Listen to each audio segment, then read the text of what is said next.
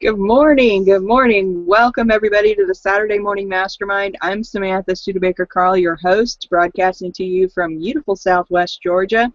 I'm here with my good friends Chris and Dan and Catherine and Sandy. And today we're going to talk about some simple life lessons that you can learn from water, which is a pretty cool topic. But the reason we're talking about this is because we're actually studying the book Change Your Thoughts, Change Your Life, Living the Wisdom of the Tao by Wayne Dyer. And we are on chapter 8. And it talks about water. So that's why we got these lessons. But before we get started on that, I want to get everybody an opportunity to introduce themselves. And then just to remind those of you who are watching to go ahead and jump over to SaturdayMorningMastermind.com. Again, that's SaturdayMorningMastermind.com, all one word. And that is the page on our website where you can scroll down to the bottom and add your thoughts as we go through this conversation and tell us what you think and what you've learned from what we're studying. So with that, go ahead, guys, and introduce yourselves, and then we'll get this thing going.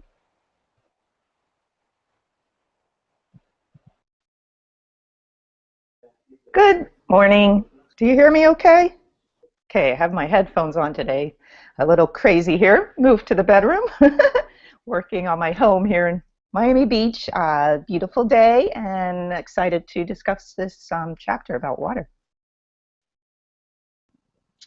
Good morning. This is Catherine Clement in Boulder, Colorado, and it's a beautiful day here too. So glad you could join us. Looking forward to this conversation. Morning, Dan Sisek, and I'm here in Las Vegas, Nevada, and actually we're having some nice weather. We just had a little bit of rain earlier this week and some stuff, so it's kind of nice. It's been warming up a little bit, which makes me happy, so looking forward to going through and talking about water and how it flows and how it can help us flow. Good morning, everyone. Chris Peters, and I'm from Brandon, Manitoba. Thank you.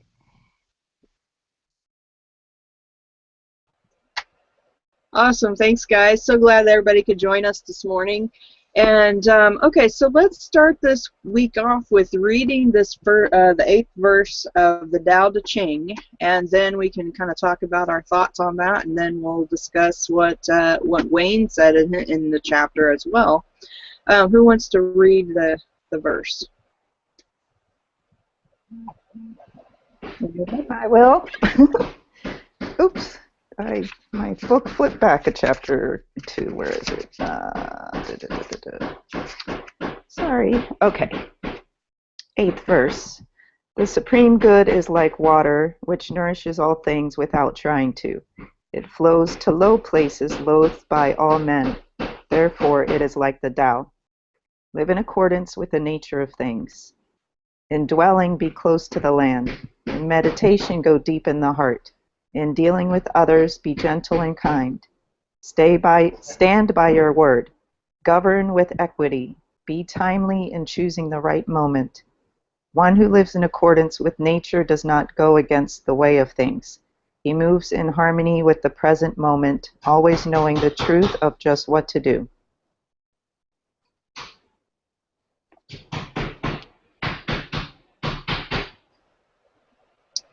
I thought this was a great verse. Of course, all of the verses have so much value to give us, and of course, the first part that came up for me was just the fact that it was talking about how water nourishes all things without trying to. And I'm reminded that, you know, on our journey to be whoever we want to be, you know, on our journey to find our life purpose or our, you know, whatever it is that we're trying to do in our career, in our lives, or that sort of thing. Sometimes we get so hung up in all of the minutia that goes along with that, and what we think we should do, and how we think we should act, and how we, you know, what we think people expect of us, and all of those different things. And so then we get so bogged down with all of that that maybe we don't even really, we aren't really ourselves per se. Excuse me. And you know, I was having an experience earlier, I think it was last year, where I just was so frustrated because I didn't feel like I was getting anywhere with what I was trying to do. And and I was reminded of the same kind of life lesson of, just kind of be your best self and everything else will take care of itself. And I just, I love that message because, just like water is everywhere, right? And it doesn't try and take care of everybody. I mean, the part in the chapter, it says it maps out nothing, it plays no favorites, it doesn't intend to provide sustenance to the animals and plants. It has no plans to irrigate the field, to slake our thirst, or provide opportunity to swim, sail, ski, scuba dive. These are just some of the benefits that come naturally from water simply by doing what it does and being what it is. And I feel like that's a really important distinction, or a really important reminder that, you can just be you, the best you that you can be, without having to worry so much about all these things that surround us and all the issues that we have going on in our lives. And, just kind of do the best that we can from where we are, and then everything just kind of falls into place. What do you guys think? You think that that's what happens when you just kind of be yourself and do the best you can do? I'll Totally. jump out. Oh, Oh, go go ahead. ahead. Go ahead. Okay. Thank you. Now I don't know what I was going to say. Yes, it sounds so wonderful, and it was a good reminder, because in this world, in this society, it's so easy. There was a moment this week where I was talking to a friend, and I just felt so overwhelmed, and I'm creating it myself because I'm the one that's like, okay, I got to practice Spanish every day. I got to do this course every day. I got to practice my guitar every day, and I have this list of things I have to do every day, and if I don't finish them all, I'm like beating myself up, and it's like, relax. You don't have to do it all. And it's just been this constant reminder, and I tend to always been that way. Like, I always am wanting to accomplish things for myself, like, and I overdo it.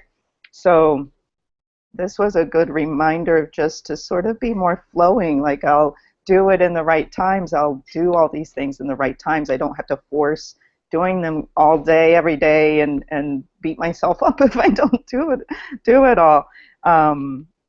And I really liked, there was a part, I really liked this one about going to the low places, loathed by all men, and having an open mind when you're there, to really respect all of life, no matter where somebody is or what they're doing. They're doing the best that they know how, they're doing the best they can, and flowing in the way they know how to flow and be, and so always to be flowing in those lower places too, without judgment, without criticizing others for where they are in their life. And I also love that he brought in Masaru Emoto.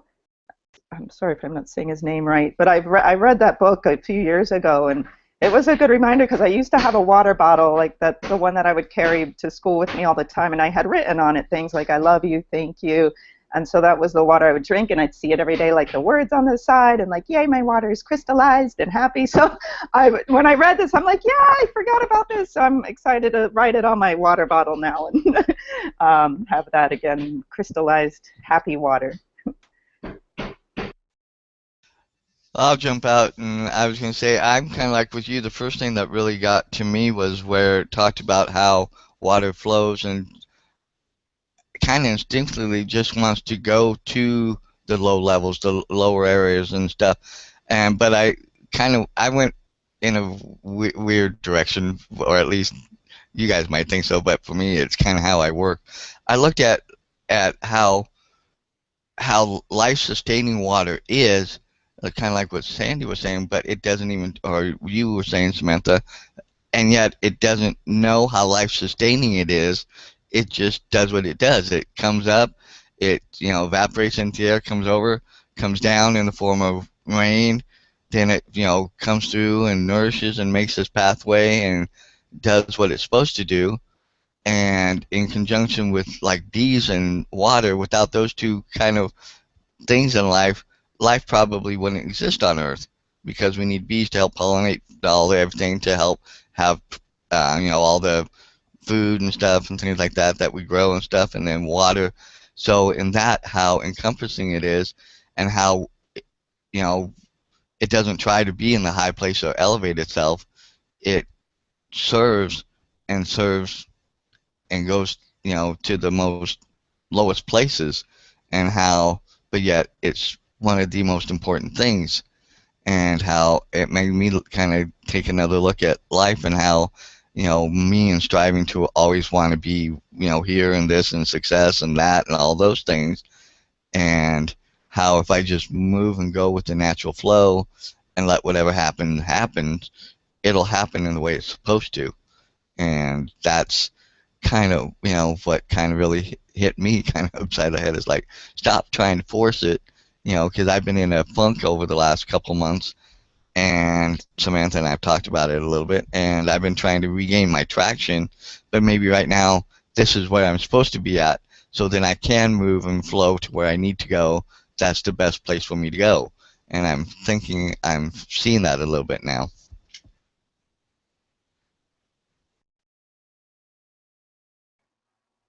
Yeah, I like what you're saying, Dan. That's great that you saw it in that way. And yeah, those times when we are in the funk and flowing through the funk too, I think is important, because yeah, I've been there recently, a lot last year. Like last year was just a very funky year, and I had to learn to just surrender to it, to be in that funk, and okay, I'm gonna flow through this too, and then you come out again to the other levels of whatever higher levels. And so yeah, I found that surrendering to it and flowing through all of it, whether it's funky or not, is beneficial.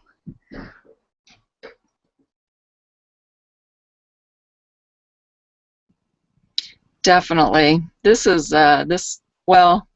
this saying, flow like water, I'm sure it's in a lot of families, but this has definitely been a saying that's been in our family for years and years. And I guess being a nurse, I kind of had to learn to do this, because when you're a nurse, even though you're making things happen, you also get daily reminders that you're not in control of anything, because things happen that you definitely wouldn't want to happen, and you can't change it in the moment, and reality is what I think people get really messed up when they are just bucking against reality. For whatever it is, whatever's happening, they decide that, or we decide, I don't mean to say they, we decide that we don't like that. I've had so many experiences with this, even this week, even last night. I went to a housewarming party, and the couple had just moved in there, and I guess there were some instructions given, but some of us didn't get them, or something about parking. Anyway, getting towards the end of the party, this lady leaves, and then she comes back in hysterical because there's somebody out there booting all of our cars.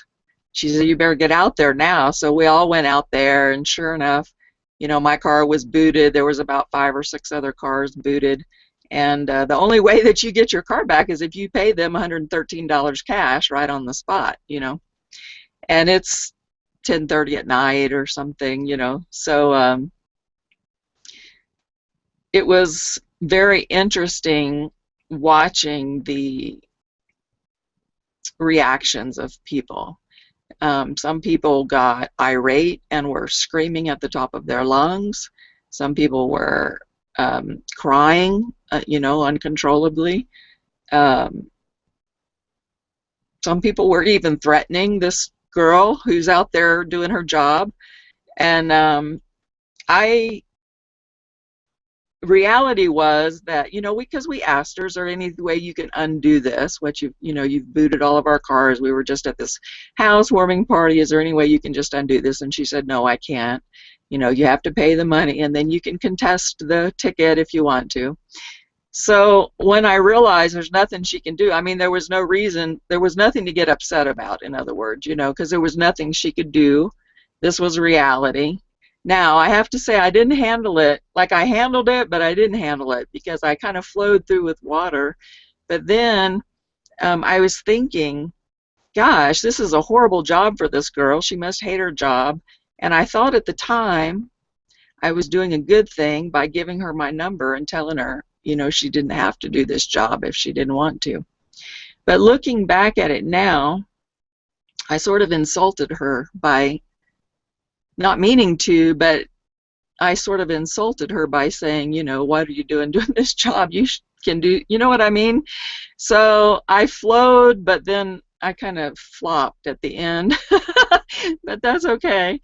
But, you know, when we buck against reality, regardless of the reason, that's where we get all these really strong emotions. In other words, the people that were screaming, they were bucking against reality, but it didn't really do any good because reality is what it is, right? So learning to just flow with what it is and not, you know, remembering how quickly things pass. And yeah, that was a horrible thing, you know, to have to write that or give her my credit card last night. But at the same time, I can contest it, and, you know, we'll see. Maybe I'll get it back.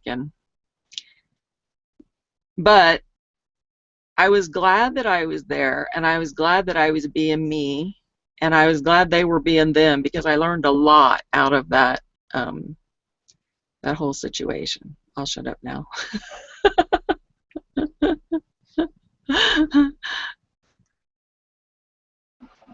I like how you recognize that, Catherine, about, you kind of jumped to conclusions and assumed that she wasn't happy in her job because of what she was having to do. And, you know, what's interesting is my brother, he works for a tow truck company. And about 75% of what he does is he tows cars that are parked illegally around a college, no less. And so, you know, I imagine that for college kids, they've got, you know, a tough time with finances and whatnot. And he loves his job. He absolutely loves it. He doesn't like getting yelled at, you know. He doesn't like it when people get all irate. And my brother's not a big guy. I mean, he's just a little guy. He's about the same height as I am and probably weighs a third less. I mean, he's just a little guy.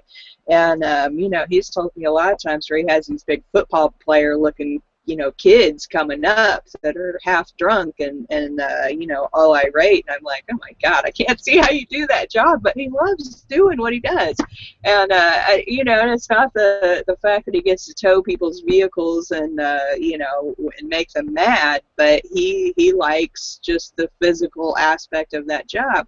And, you know, I think that's a powerful thing to recognize, is that you know, everybody has their place in the world, and you know, and it kind of talks about that where it's talking about the water flowing to low places, places loathed by most men, right?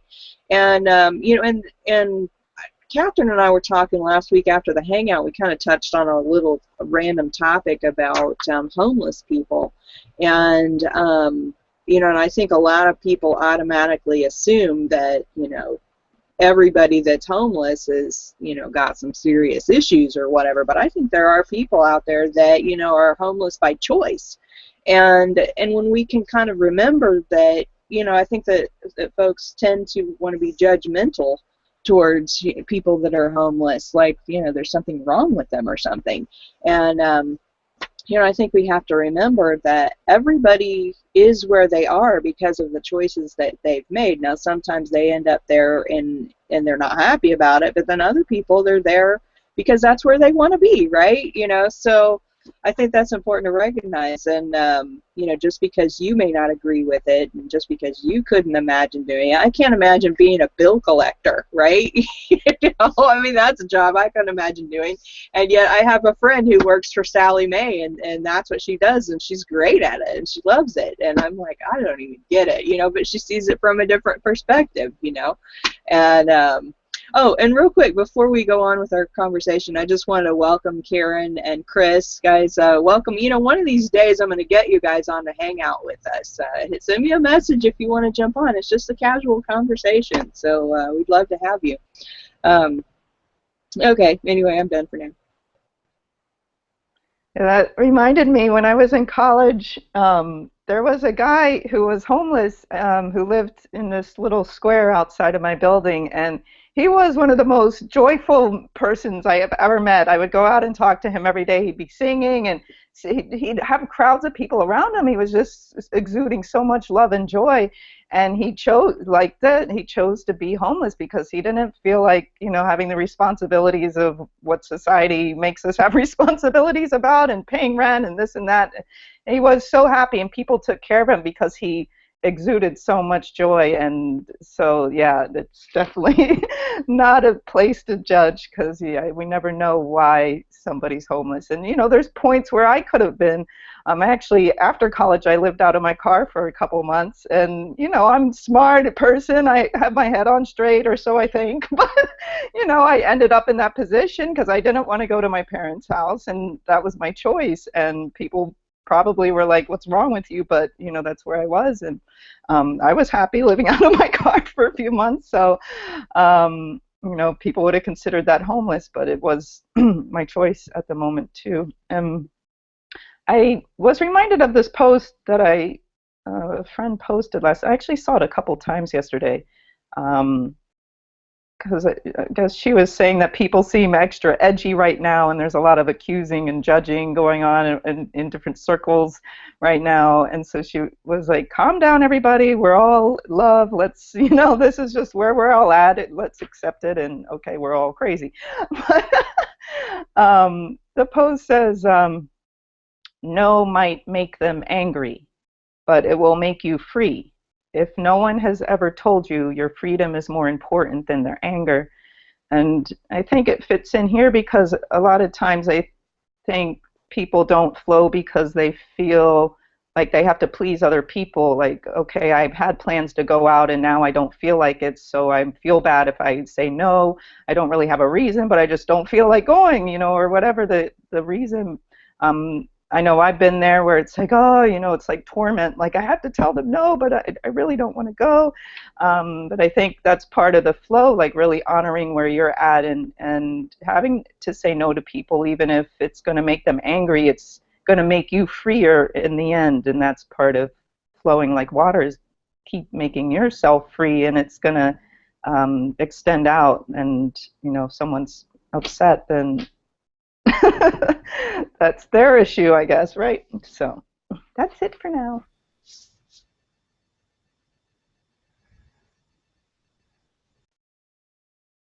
That's funny that you said that about, like sometimes you don't feel like doing something, or you have to tell somebody no or something. Because for me, really tends to weigh on me when I do that. And so then I'm not flowing the way I'm naturally trying to flow, and I think I've stopped my flow. And that's, I think, kind of goes back to the book where it talks about water, where, when it flows and stuff, but if it stays in one spot, it gets stagnant. And I think sometimes when I do stuff like that, that's me kind of stopping and being stagnant and worrying about other people and letting that be my block, rather than looking for what I really need to do at that moment and take care of what I need to do so I can keep flowing forward. But it tends to weigh on me because I think, oh, well, they're expecting me, they're looking forward to, I've said I would, and then now I really don't want to go. I'm not don't have the energy, the desire. But then a lot of times I still go because it does that to me. I tend to let that overtake rather than being open to myself and saying, this is what I need to do so I can keep myself fresh and moving forward for what I need to do. So I like that point. It reminds me that sometimes I need to do that and not worry so much about the other aspects, so that way my flow can keep flowing.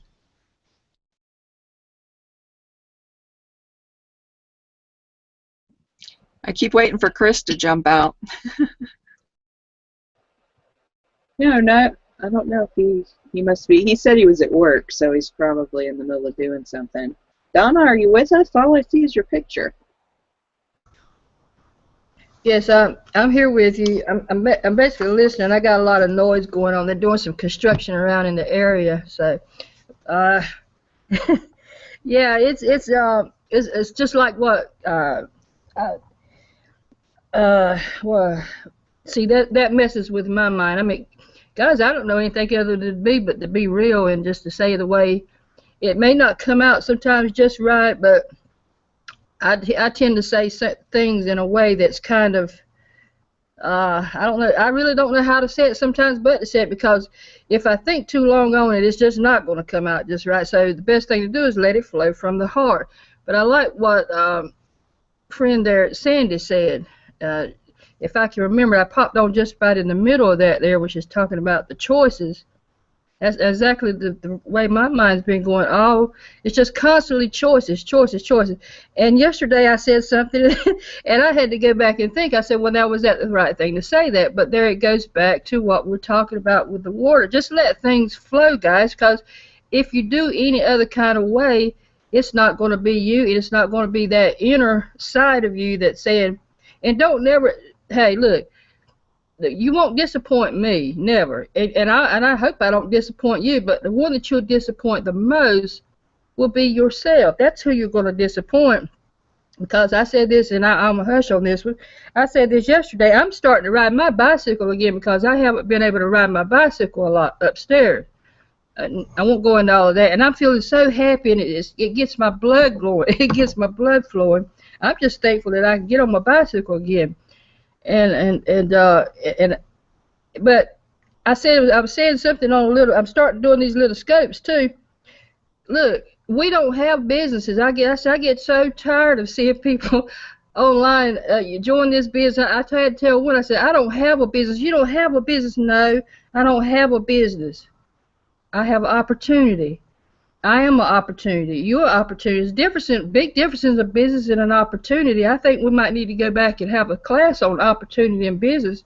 What's the difference between a business and an opportunity? Does that make sense to you guys?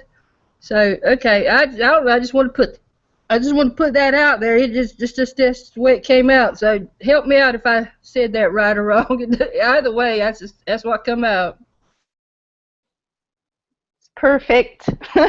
Because like you said, when to say what you're feeling as it comes out. When we think what to say, a lot of the times it ends up being like this whole mishmash of what we didn't want to say in the first place. I know that's the case for me. Like, I actually was doing a movie premiere here, hosting it in Miami last month, and I had to do a little speech in the beginning, and thank some people and blah blah blah, and then the one girl was helping me, and I'm like, I had like some notes written down, and I'm like, okay, I'm going over my notes, and she's like, no, just say, don't bother with your notes, and I'm like, you're right.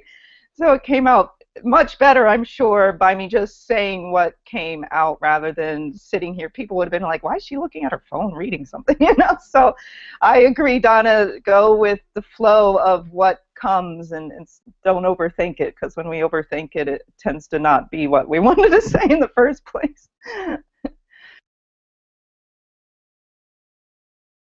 Most definitely, our mind can definitely get in the way of things. I think the way I do it is I go by feeling. Like if I don't know what to do in a situation, I might think of a couple of different scenarios and then just see how that feels, because it always either feels, you may not know what the right decision is, but there's always one that feels better than the other one. So it may not be the perfect one, but it's still the one that feels better than the other one, so that's kind of how I do it. I just go through if I don't know what to do, I ask, what should I do, and I maybe go through a couple of scenarios and just see how that sits with me, how easy my breathing is. For me, I can tell really easy when something's not good, because I go to take a deep breath and it feels almost like I have asthma or something, like it feels very constricted. And then when something's good for me, whether it's food or anything, it's sort of a muscle testing thing. I can get just a nice, easy breath. I always know when something is better than something else. It's easy to tell.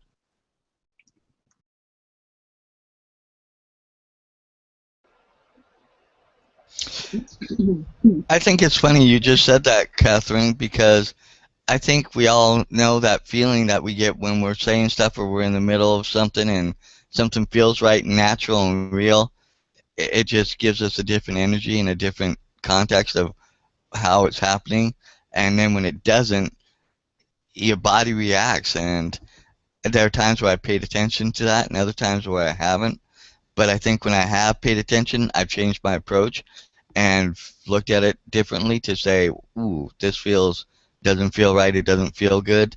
And to, like, okay, how do I get back to where this feels more natural and more like me? And when I have done that, it seems to have worked out better. So I think, that you've said that kind of reminds me that there are times where I need to do that a little bit more, and while in the flow, don't overthink it, but pay attention and be uh, aware of it enough to realize it when it's affecting me, and to take the steps to let that change, so that again I'm flowing within the flow that I'm supposed to be in.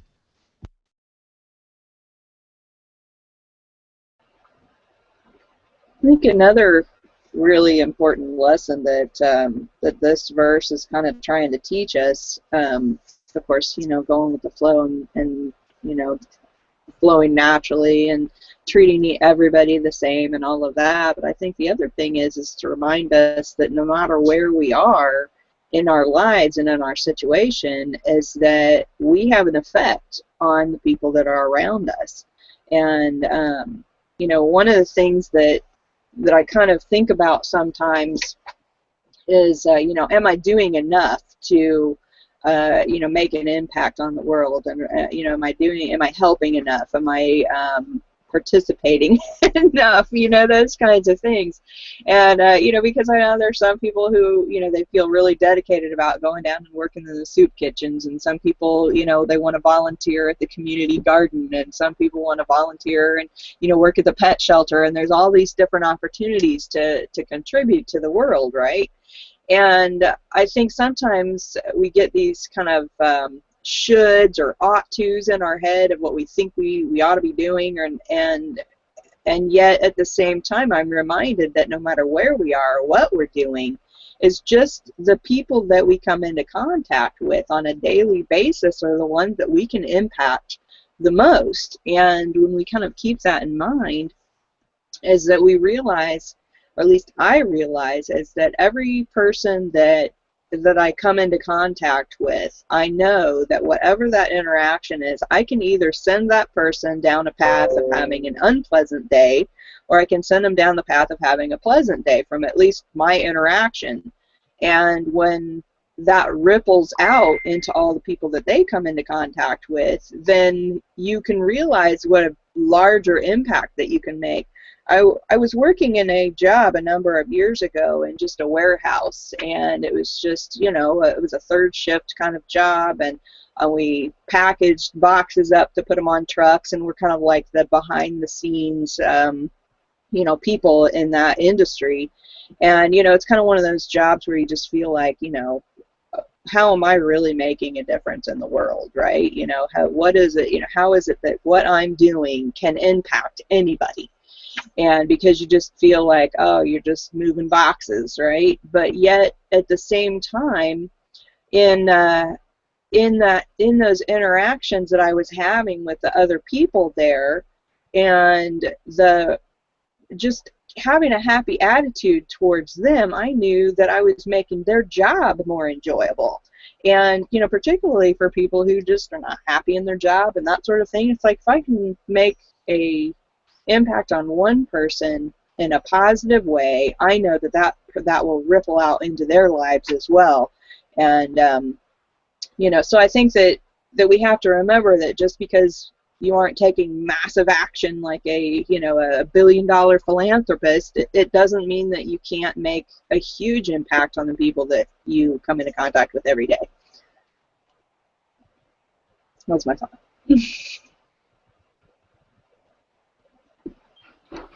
Absolutely. It reminds me of that. Oh, sorry, Sandy. This is real quick. It just reminds me of that cartoon or that little joke you've seen about the person throwing the starfish back into the sea, and somebody says, you can't get them all in there or make the difference or something. And he's like, well, I can make the difference for this one, who knows if our entire life purpose is just to minister to one person in one moment. You know, you never know. All right, Sandy, come on out. Yeah, totally. I agree, Samantha, just, and Catherine, about serving, what's in your life at the moment. Because I go through the same things. I was actually recently looking at volunteer opportunities. I saw this article where you can care for babies in between the shift of, being born and getting to adoption. And I'm like, ooh, that would be fun. And so I looked it up, and, I was looking at being a big sister and all these things. And I'm like, I could do more, once a week I could do something, because I go through this lately, like I'm not doing enough, But so I'm looking at those things. But then last night I was also thinking about in my life, just the little the interactions I have with the people around me. I'm sure I'm impacting in some way, and so not to discount that, to also notice that it doesn't have to be this huge world-changing thing. Every little change in one person can change them to change someone else to change someone else, so it can start a trickle effect that we may not ever see or know. So just doing that in our daily lives can make a huge difference. I was just looking at this part where he says, by making every effort to avoid controlling the lives of others, you'll be in peaceful harmony with the natural order. This is the way you nourish others without trying. So I really like that too, because I think a lot of times I have seen myself where I think, oh, okay, I'm going to tell them this and this because I know what they need better than they know, but that's not true. Sort of stepping back and let people figure out their life, their path, because I don't know, we never truly know what somebody's path is supposed to be, and maybe, okay, let them go on and do what they're doing, if that's the right thing, rather than thinking that I know the answers and, oh, well, you should do it this way, and controlling them. It reminded me of one of your blog posts, Samantha, about relationships and how we have to, we feel this need to butt in and be like, well, you should do it this way, you should do it that way, but rather step back and, let the other person figure it out, because I'm not like an expert on life how everyone should live their lives. So let me just focus on mine and what I can do and how I can, support people without pressuring them or pushing them away by thinking I know what's good for them. So.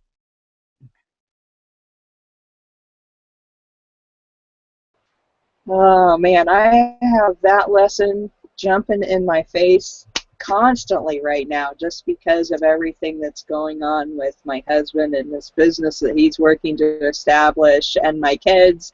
My daughter's pregnant, and my son's girlfriend's pregnant, so I've got 2 grandbabies on the way this year, and my daughter, she's been thinking about maybe moving to South Carolina with her boyfriend, which would be far, far away from me, and then my son, I'm concerned because her family is down here in Georgia, and we're looking at going back to Indiana, and so I have all of these different things going on where I'm like, I just want to jump in and be like, no, this is what you're going to do because this is what's best, and of course I have to really look at that and be like, okay, wait, is that what's best for me, or is that really what's best for them? Is it just because I can't bear the thought of being separated from them, or is it because, I really am concerned about what is best for them? And when I look at that, I realize that a lot of my anxiety and a lot of my controllingness that wants to come out is based on fears that I have. Of course, I fear that I'm not going to have the close relationship with them that I've had, and I fear I'm going to miss out on grandchild stuff, and I have fears of I forget where I was going with that train of thought, but there's all these fears that happen. Oh, I know what it was I was going to say is I have fears that they're going to experience unpleasantness in their lives and relationships. And of course that's part of life, right? We all go through ups and downs, and we all have relationship issues we have to work through, and I don't want to see either one of them get hurt, and I don't want to see the grandbabies get hurt, and all those things. But then it comes back to, I got to just let them live their lives because they know the best path for them. Even if they don't know, they know, they know. And they have that journey that they've got to go on their own. And so I have to respect that from a deeper level and know that everything will work out as it's supposed to, regardless of what I think it should work out like, right? Karen has a couple of comments on our event page, and welcome again, Karen. Thanks for sharing your insights. I just so much appreciate that. Let's see what she says here. She says, Catherine, that's such a gem. We really need a fast typist to transcript this as we go. Oh, right on. Simple to check out, nourishing by our breath. I know what you're saying, Catherine. That would be great, wouldn't it? A transcriptionist. Who wants to volunteer for that? Anyone?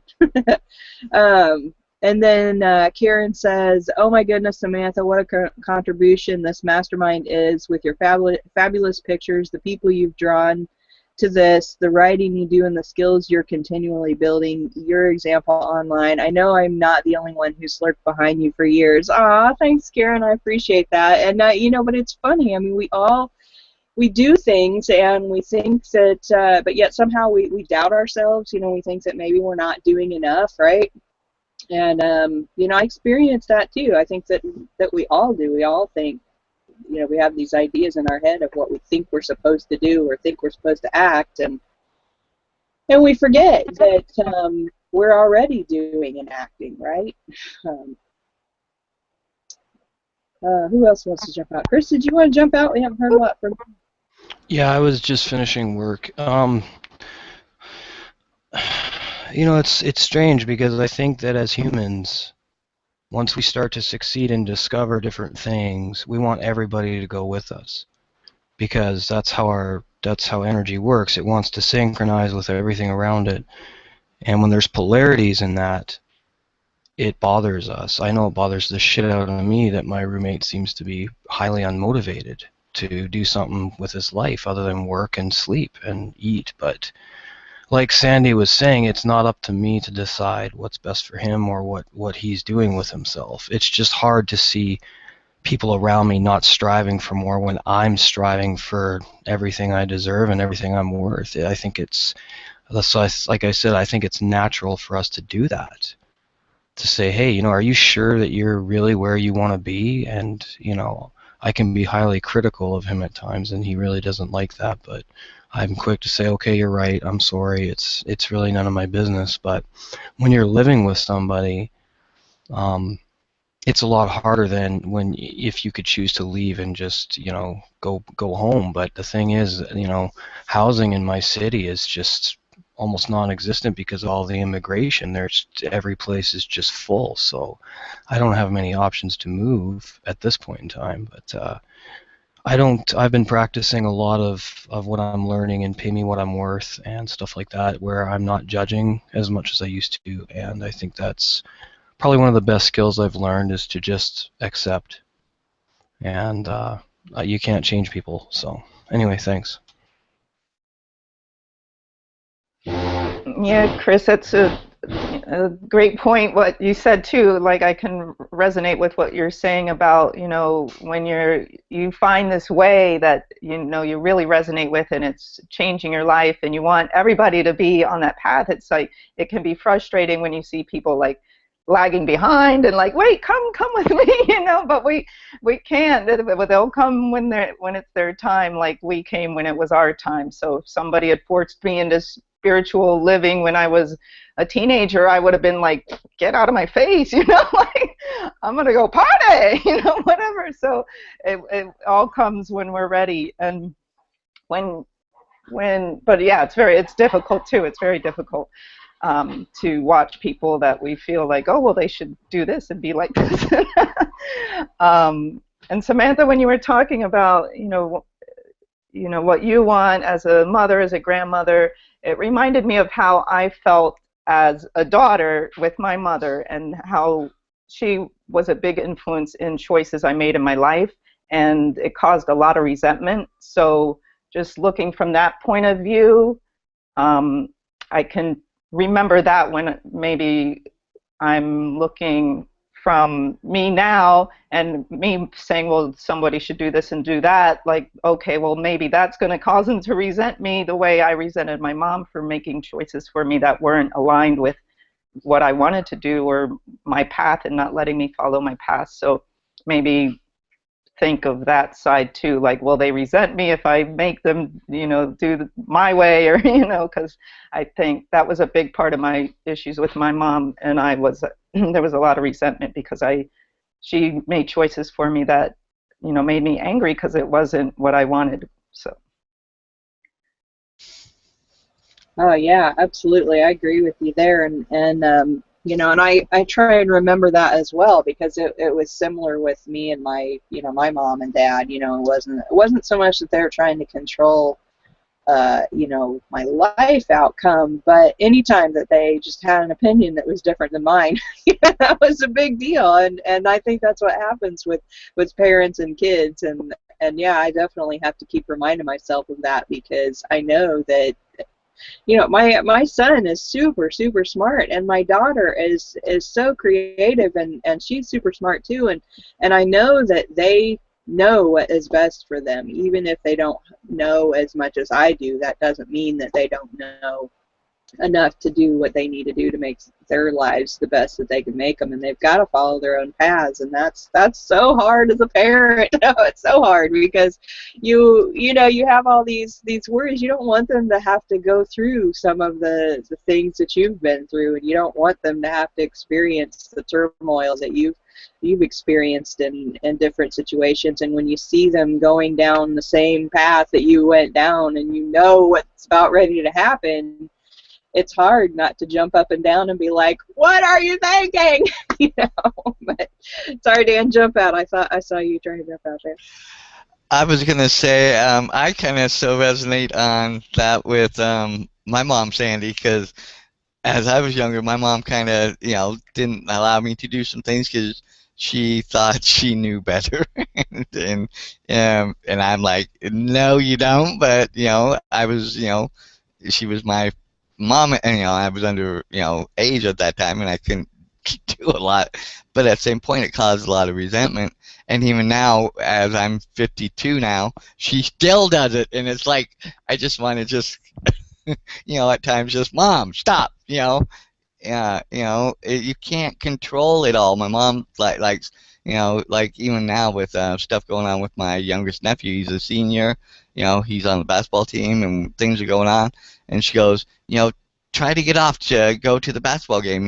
It's, we're not going to be. It's like, Mom, I know, but I can't just, I was able to go, and, because I work all the time, so, if I need to go, they usually let me and stuff like that. But it's kind of, like, just because you're retired now, you're not working, and you have that time, and you can go, fine, yes, but I don't have that, and it's kind of like sometimes, Mom, do you forget, that, and I know she means well, but it drives me up the flipping wall, and I just really want to just smack her sometimes, just like, Mom, quit trying to run my life.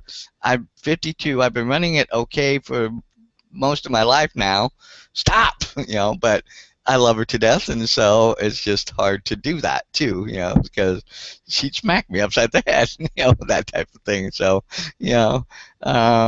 but it's just hard sometimes when you're not them. And there have been times where I've just wanted to look at her and say, Mom, am I, and then say her name, physically say her name, and then say my name. Am I, no, I'm not. I am me, who I am. Stop putting yourself into me. Let me be me. So it's kind of, and that's part of the flow and things, and, it's just, it just sometimes gets very hard. Yeah, and on my end, I can't imagine, from the parent side, because I'm not a parent yet, but I imagine it would be a huge challenge for me, like it is for you, Samantha. Because, I'm sure, they say you're like, you become like your parents. Like, no, no, but who knows? So, I mean, I'm sure it's a huge challenge, and it wouldn't be for me. It's funny when you said that, Dan, about I've gotten this far for 52 years, because when my mom was here, I was driving her around. I rented a car for the day, and she's like holding on like every second. I'm like, Mom, I've lived for 40 years and I'm still alive. I know how to drive. Like, calm down. We're on a tour. Just look at the scenery. It's okay. Like, I'm still alive. I did this by myself. You weren't here every step of the way. So it's just funny to watch, but this is how it is. It's all good.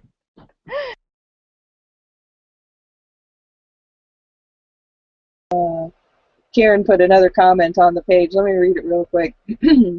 She says, Chris, I could sure feel your pain. You have been speaking, or you could have been me speaking regarding my sister. I feel part of that is me asserting how right I am and how wrong the other. This lesson seemed to say over and over how to be that I am not, and how to be easy about it. Yeah, absolutely. And I think that I think we've all experienced this at one point in time or another when somebody in our lives is just not doing what we think that they ought to do. And I know that my family has probably thought that a lot about me over the past couple of years because of us, just liquidating everything. We got rid of our house and all our stuff and decided we were going to live in an RV and, moved out of Indiana to go to Georgia and, all these different things. And my aunt and uncle, I know that, they're very traditional, work 100 years, put money in an IRA, invest in property and, have a summer home and a winter, and all these things. And that's great for them. But, I know they're kind of looking at me like, what the heck? You're 40-some years old and you're living in a camper, and I'm like, but this is what I enjoy doing, and only, the only thing, we're making some changes now because I have grandbabies on the way and we want to have more space for them and that sort of thing. But, we have to remember that the people in our lives, they know what, I don't know if they know what they want, but they know where they want to go and they know what they want to do, and we don't need to interfere with that. And if it means that they need to spend some time just doing whatever and not being responsible, then so be it. That's their lives. We've got to live our lives, and if we don't want somebody breathing down our neck telling us what to do and how to do it, then we've got to be respectful of other people in the same way. Okay, so we're coming up on the top of the hour here. Does you guys want to just share your final thoughts before we wrap up for today?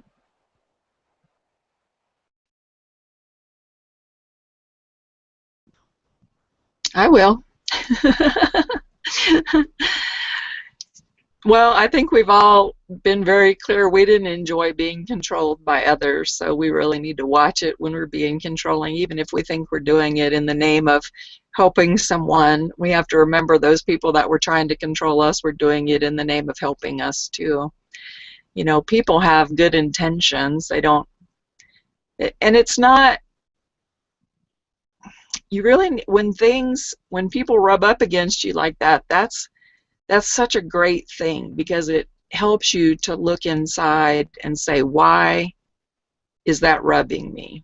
In other words, if they're telling you what to do, what is it about that makes you feel bad? For me, it would make me feel bad because I would start telling myself lies about, well, they don't think I know how to do this, they think I'm too stupid to drive, or whatever it is. Those are those little thoughts that come up in our head that makes it rub, So our thoughts about, because I'm nomadic too, Samantha. I have a gypsy wagon, and so I'm nomadic too, and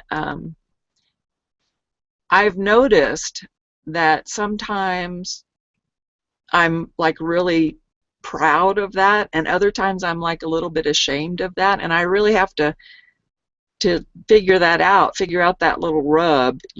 I remember one time when I think it was last summer, I had the opportunity for my granddaughter, my oldest granddaughter, to come spend some time with me, and I was actually like, I didn't feel like I had enough to offer her as far as living wise, because I live without running water and stuff, so that's not what she's used to. She's used to having all the amenities, you know. And at the time, I turned down the visit because I was a little bit ashamed of the way I live. And now, like, I look at that and I go, well, that was so crazy, because I could have opened her up to an entirely different world than what she's used to experiencing, you know, and I could teach her some real life skills, because not many people can live without refrigeration and running water for even a day, much less years, you know. So it's all in our perspective, and it's all in our own confidence and acceptance of what we're doing. You know, if we're really confident and accepting and loving towards ourselves and the way that we're living life, then nothing anybody can say to us will ever rub us. So that's my thought. Thank you, everyone. Thank you, Karen, for all your lovely comments, and everyone that came today, and have an awesome week.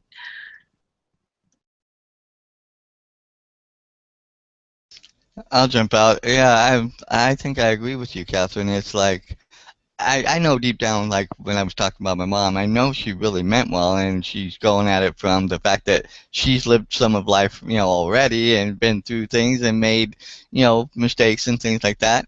And she probably could see that I was maybe going to make some similar mistakes or something along those lines.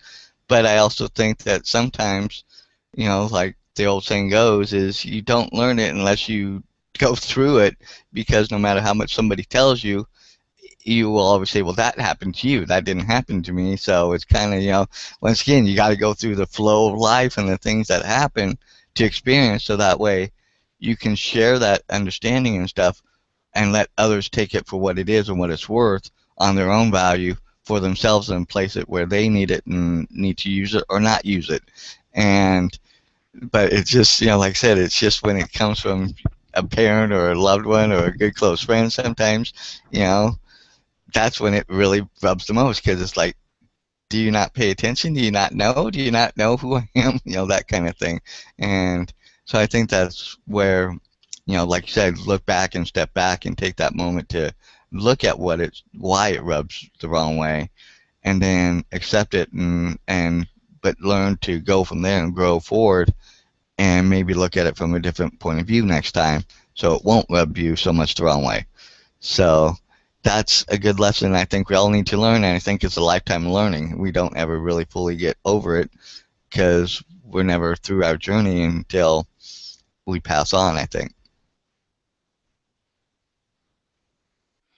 Yeah, I like that comment, Catherine, about if we're content in our life with the way we are and the way we be, whether it's nomadic, wherever we're living, whatever it is, and then it shouldn't bother us what's coming in from the outside. And I know that's been a struggle when I'm embarking on things that are big decisions for me. I think, okay, what's my mom going to say? And, you know, I'm ready to, like, be at battle for my position. Like, when I moved to Miami, I knew that my mom wasn't going to like it, because I'd be moving farther away from her. But, you know, she's gotten good at being like, okay, you know, she knows that I'm making my decisions as an adult now, and so she's not been as forceful on her with her decision about what I should do recently. But I'm also thinking almost this nomadic lifestyle is really calling to me, and this summer I really want to do like a Europe tour, and I can already hear my mom, you know, like, you're going to go to Europe by yourself and blah, blah, blah. So, and that like hinders me a little bit, like, oh, maybe I shouldn't, but then I know it's going to make me so happy. So it's like really looking at the balance and keep going for what we know is right for us, no matter what is coming in from the outside.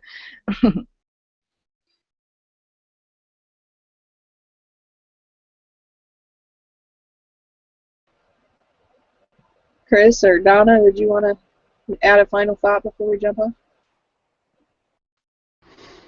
Yeah, I guess what I just think, we gotta leave people alone. They're gonna do what they want, you know, and I'm not responsible for anybody but myself, and that's the bottom line. So, you know, I've been trying to inspire people around me to get involved in personal development and stuff like that, and my mom's into it. My mom's boyfriend, who I've known for a long time, they dated before and they're going out again, and he's interested. But as far as like a couple of my other friends, I can't see them being interested in this. So It doesn't really bother me. It is what it is, right?